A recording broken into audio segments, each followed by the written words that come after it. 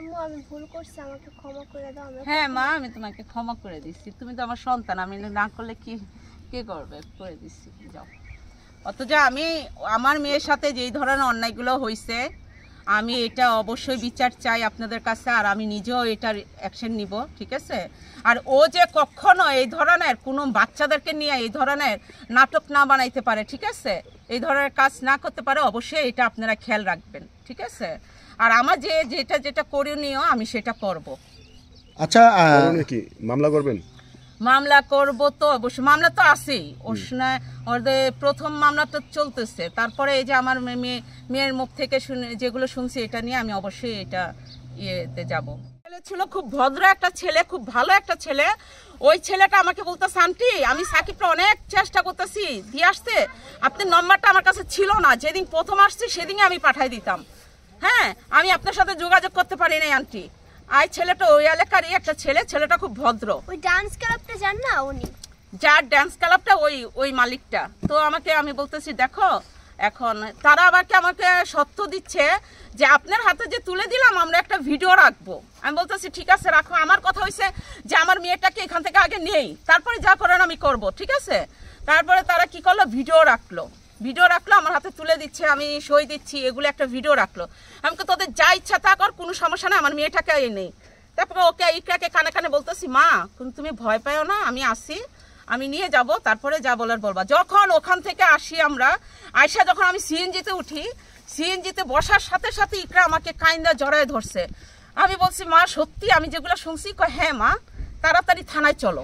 হ্যাঁ, তাড়াতাড়ি থানায় চলো। তখন আমি বিডি ইমরানের ফোন দিলাম, বিডি ইমরানের ফোন দিয়ে বললাম, ইমরান দেখো ইকরাকে তো আমি নিয়ে আসছি, এখন আমি তো সিএনজিতে, দেখো ইকরা আমাকে এভাবে কান্দা করে বলতেছে, নাও তুমি কথা বলো। হ্যাঁ, আমি তো আমার মেয়েকে কিছুই শিখাই দিই নাই, নাও ইমরান তুমি কথা বলো। যখন ইমরান কথা বললো ইকরার সাথে, ইকরা সবকিছু বলে দিল, ইমরানকে বলে দিল। ইমরান একটা রেকর্ড করে ছেড়ে দিল। হ্যাঁ, ছেড়ে দেওয়ার পরে যখন রেকর্ডটা ভাইরাল হয়ে গেল, তখন এই ছেলে আমাদেরকে আবার ফোন দিছে, আমাকে ফোন দিছে, আমার ইকরাকে ফোন দিছে।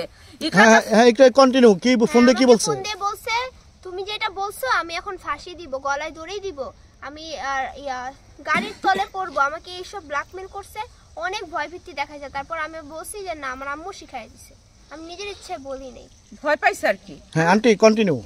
তারপরে ইকরাকে বলতেছে, দেখো তুমি যদি এই কথাগুলো বলো সবার সামনে, সাংবাদিকদেরকে কি কাউকে, আমি গলায় ফাঁসি দিয়ে মরে যাব।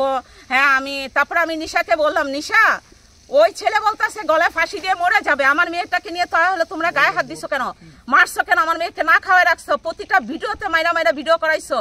আবার বলতেছে ইকরাকে সামনে দেয়, প্রতিটা ক্যামেরার সামনে দেয়, ওরা বুঝায় যে ইকরা খুশিতে করতেছে ভিডিওগুলো। এটা আমার মেয়েই আমাকে বলছে। হ্যাঁ, তো একটা টেবিলের সামনে ইকরা বসে দাঁড়ায় বলতেছিল আমি নিজের ইচ্ছে আসছি। এই ভিডিওটা অবশ্যই দেখছেন। আমি হচ্ছে যে ওনার যে বন্ধু চয়ন ভাইয়া, উনি হচ্ছে আমাকে, আমি জিজ্ঞেস করতেছি ভাইয়া আমাকে যে এত মারধর করতেছে আপনি আমাকে বাঁচান। উনি বলে কি আমি কিভাবে বাঁচাবো, সাকিব আমাকে, ওর এতটা খারাপ, ওর লোকরা আমাকে মেরে ফেলবে তোমাকে বাঁচাইতে গেলে, তুমি একটু কয়টা দিন থাকো, আমি তোমাকে সাহায্য করব।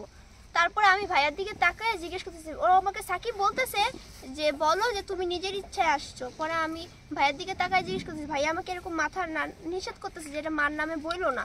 পরে ও আমাকে থাপ্পড় দিয়ে এক জায়গা থেকে আমার মেয়েকে ফালাই দিছে, সেটা আমাকে অয়ন বলছে, ঠিক আছে? যখন বলছে আপনার মেয়েটাকে এত জোরে থাপ্পড় দিছে আন্টি, মাটির বিছানা মানে নিচে বিছানো, তোষক বিছানো, ওইখানে ঠাস করে ফালাই দিছে, সেটা আমাকে আমার মেয়েও বলছে, ওই অয়নও বলছে, ওই ছেলেটাও বলছে। হ্যাঁ, তো কত বড় টর্চার করছে আমার বাচ্চাটার, এতটুকু একটা বাচ্চা, 16-17 বছরের একটা বাচ্চারে নিয়ে এবার শারীরিক মানসিক সব ধরনের অত্যাচার করছে সে। তার এখন আমার কথা হইছে তাকে কেউই আপনারা করবেন না, ঠিক আছে? কোনো মেয়ে কখনো ওর কাছে জেনে শুনে যাবেন না।